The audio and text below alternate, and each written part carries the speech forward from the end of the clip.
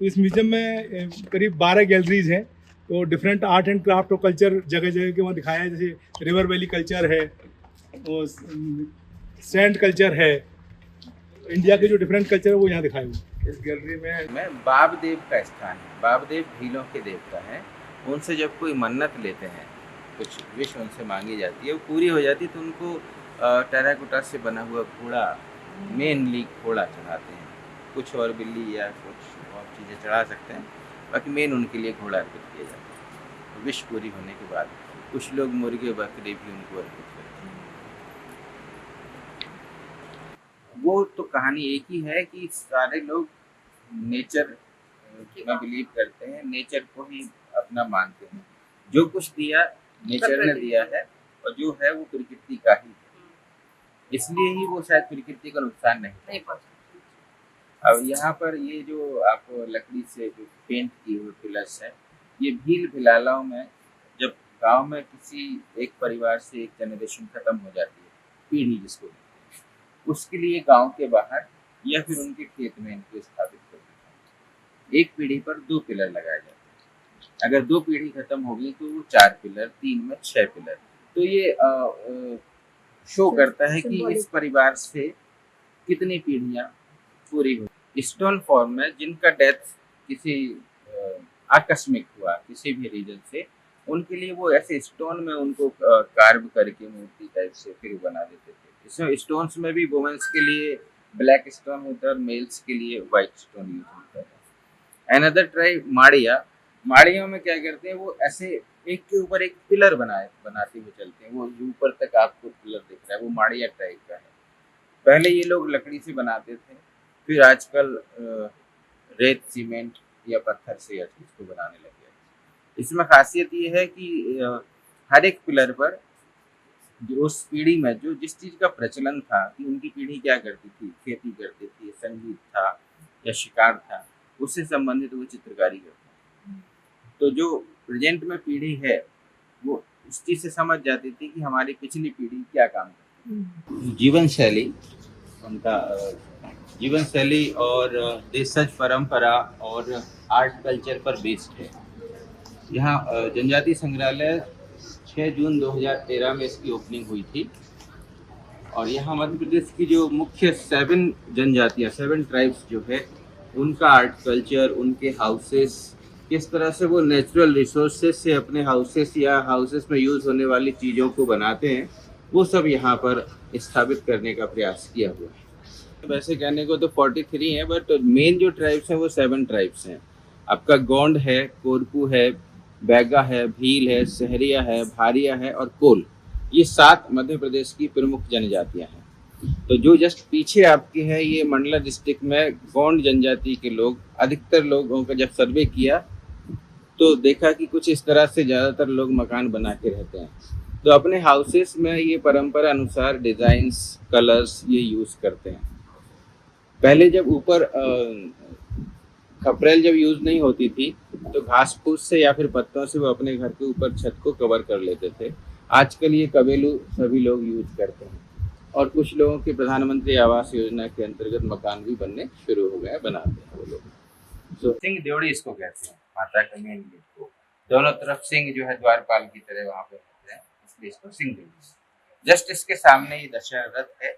दशहरे के समय जगदलपुर में दूज से लेके सप्तमी तक ये फूल रथ को निकाला जाता है, नगर भ्रमण कराया जाता है दंतेश्वरी माता की सवारी। इसको 27 जनजातियां मिलकर तैयार की और विश्व भर का सबसे लंबा चलने वाला ये त्योहार होता है। 75 डेज तो जब उन्होंने देखा होगा वहाँ के जो राजा थे, क्योंकि राजा के राज्य में सब आदिवासी भी थे और सब अलग अलग समुदाय थे, अलग अलग बेतरतीब तरीके से रहते थे, कुछ सुविधाएं थी नहीं उस समय, तो उन्होंने सोचा था इन सबको एक साथ कैसे लाया। तो एक देवी, वहाँ पे यदि जगन्नाथ की कल्पना है तो यहाँ पे एक मंदिर होगा। उन्होंने देवी का रथ निकालना शुरू किया और उसमें 27 जनजातियों को जोड़ा कि 27 जनजातियाँ, वो 2 साल में एक बार रथ बनता है। तो ये हो सकता है कि उन्होंने 27 को डिवाइड किया कि भाई तू पहिया बनाएगा, तू ये वाला पार्ट बनाएगा, तू रथ का ये हिस्सा बनाएगा, तू लकड़ी काटेगा, ये लकड़ी को आकार देगा। ऐसे करके वो सब तैयार हो जाता है। फिर 27 जनजातियां मिलकर एक अनुष्ठान करती है और इसको असेंबल करती है और रथ तैयार हो जाता है। तो ये सामुदायिकता का एक अच्छा उदाहरण है। एक राजा ने शुरू किया, स्वाभाविक है, तो उसने कहानी है। अच्छा। पृथ्वी उत्पत्ति की, पृथ्वी उत्पन्न हुई, फिर सातों जनजातियों ने मिलकर पृथ्वी और आकाश का विवाह करवा दिया, अरे वाह। जिससे कि वो पृथ्वी इधर उधर ना हो, हाँ। वो मतलब अब कहीं ना जाए। जी जी जी जी, समझ तो सातों जनजातियों का जो आर्ट कल्चर है वो भी आपको इसमें देखने को मिलेगा। ये अच्छा। 3 चरणों में ऊपर है, गई। इसको आप ऊपर से जाके भी देख सकते हैं।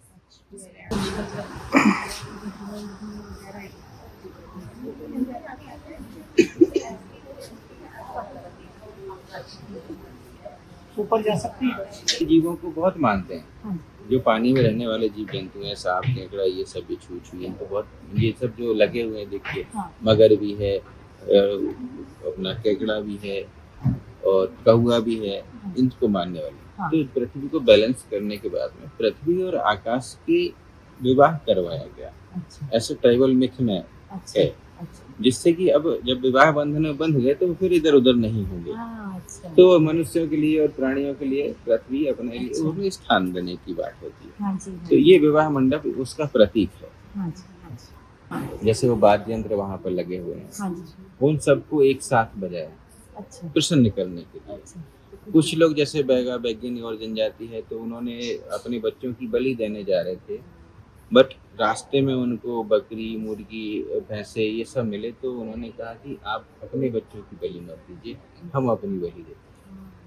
तो उन्होंने अपनी बलि दी और बलि प्रथा वहां से शुरू हुई कि जब भी कुछ होता है तो वो कहीं मुर्गा चढ़ा देते हैं, कहीं बकरा चढ़ा देते हैं, तो वो उसमें ये उसका कनेक्टेड है अच्छा कि वो अलाउड है वहाँ पे। तो ऐसे करके फिर वो पृथ्वी प्रसन्न हुई। कहते संगीत की उत्पत्ति भी उसी समय से हुई थी, वो सारे वाद्य यंत्रों को जब एक साथ बजाया।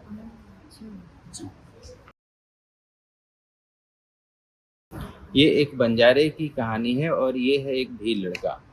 भेरू नाम का बंजारा था जो अपने बेड़े के साथ, बेड़ा बोले तो उसमें उसके पूरे पशु और कुछ लोग साथ में चलते हैं, वो जा रहे थे। रास्ते में उसको पावागढ़ पर्वत मिला, उसको वो बिना रेस्पेक्ट किए हुए, बिना नमस्कार किए आगे बढ़ गया।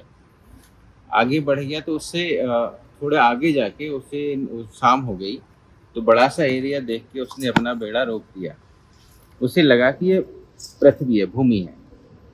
जब उसने भोजन बनाना शुरू किया तो जब कछुए को गर्म लगा तो पानी में जाने लग गया। तो एकदम से बंजारे को याद आया कि मैंने पावागढ़ पर्वत को नमस्कार नहीं किया, तो शायद वो रुष्ट हो गए और मुझे ये भ्रम में डाल दिया, ये कुछ और चीज़ है। फिर वो जल्दी से आगे बढ़ा, जो अपने चीज़ों को सबको लेके निकाल के ले गया। फिर आगे जाके नंदलू बारन ने कुछ इनके लड़की के साथ में कुछ बदतमीजी छेड़खानी कर दी, इसका सिर वहाँ से काट दिया। ठीक है, जब कहा कि भाई इतनी बड़ी गलती कुछ नहीं थी, तो बोले अब जो हो गया सो हो गया। लेकिन इसके जो शरीर से जो 3 धाराएं निकली है ब्लड की, वो स्वर्ग की तरफ चली गई।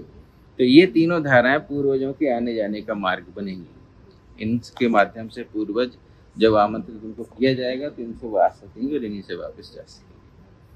तो ऐसे ही 3 धाराएं थी, white, black and red. White से वो पूर्वज जिनकी डेथ छोटी एज में किसी भी वजह से हुई, वो पूर्वज आना जाना करते हैं।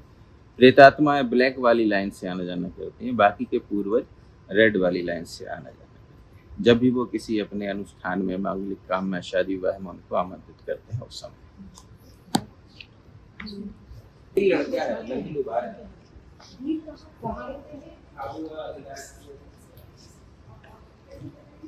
ये तंजानिया के लातूर नाम एक जगह है जिसमें कि फुटप्रिंट जो मिले हैं उसका एविडेंस है। यहाँ पे ये रेप्लिका है, ओरिजिनल नहीं है। ये दिखाने के लिए एक सैंपल मॉडल बनाया गया है जिसमें कि किस तरह से जो रेस्ट पोस्चर हमारा मजबूत हुआ और हम लोग पहले चिंपांजी की तरह जो है तो चौपाया की तरह हम लोग चलते थे, 4 हाथ पैर में चला करते थे। फिर हमारा ये पोस्चर किस तरह से मजबूत हुआ, उसके बाद हम लोग जो है तो सक्षम हुए चल पाएंगे।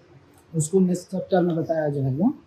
400 क्रेनियल कैपेसिटी थी। उसी तरह से आप देखेंगे स्कल में भी ऑब्जर्वेशन करेंगे तो जो लोअर जा का जो पार्ट है वो कहीं ना कहीं चीन का पार्ट जो है अंदर आपको मिलेगा और फिर धीरे धीरे देखेंगे तो जो incisor, canine incisor, premolar, molar जो टीथ का स्ट्रक्चर है वो कहीं ना कहीं आपको सपाट देखने के लिए मिलेगा। जो इंसाइजर बहुत ही काटने के लिए या तो फिर अन्य चीज़ों के लिए वो उपयोगी था।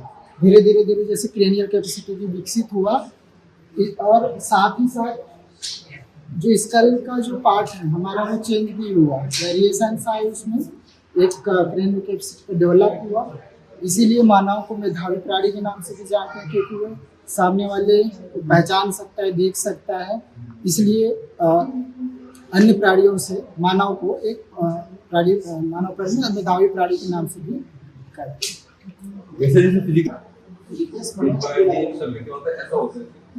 सेम यहाँ पे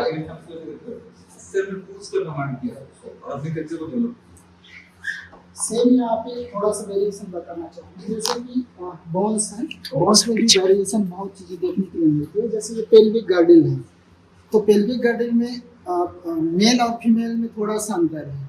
मेल का थोड़ा सा तय रहेगा और फीमेल का थोड़ा सा चौड़ा रहेगा, क्योंकि वो मतलब 9 मंथ्स जो है तो बच्चे को प्रोटेक्ट करने के लिए उसको होता है, इसलिए जो है वो थोड़ा सा सेम यहाँ पे नर्मदा इसका नर्मदा नदी का एक रेप्लिका दिखाया गया है। इन्हें अमरकंटक नाम एक जगह है जहाँ से नर्मदा नदी का उद्गम होती है। 3 नदियों का उद्गम होता है नर्मदा में।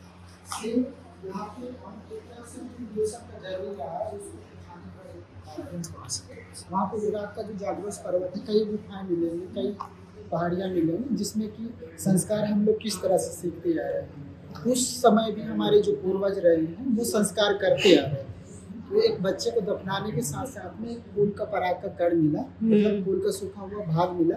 उसे यह अनुमान लगाया गया कि हमारे जो पूर्वज रहे हैं वो भी संस्कार करते रहे, और प्रेजेंट टाइम में वो परिवर्तित भले हैं लेकिन वो संस्कार हमने वहाँ से सीखा। सेम यहाँ पे टूल्स टेक्निक को बताया गया।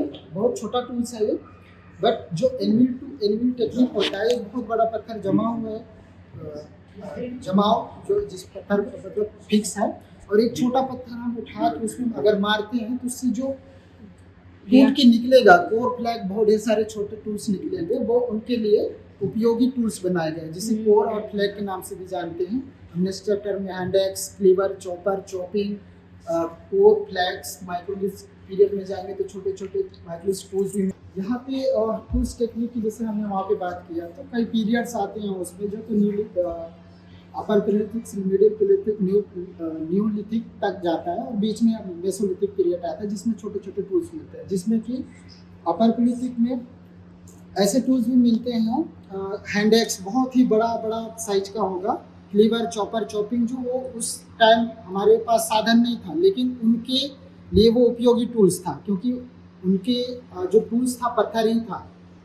और साथ ही माइक्रोलिथ टूल्स मेसोलिथिक पीरियड में जाते हैं, तो उस समय के ये टूल्स हैं। हम लोग देखेंगे तो ये कंकड़ पत्थर समझेंगे, लेकिन उस समय के ये टूल्स हैं, उनको माइक्रोलिथ टूल्स बोलते हैं जिससे। और न्यूलिथिक पीरियड में जब नौपसाड़ी युग आया, उसमें यही सारे टूल्स वो दिखाना चाहूँगा मैं।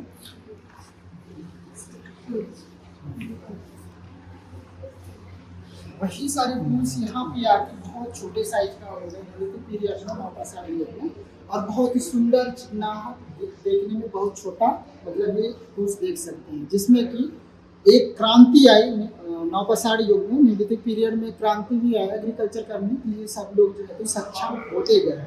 उससे क्या है कि सब लोग सक्षम हुए, तो आगे जाएंगे, नेक्स्ट चैप्टर में जाएंगे तो और समझ में आएगा सिंपल से किस तरह से हम लोग कॉम्प्लेक्स की और जो है तो बढ़ते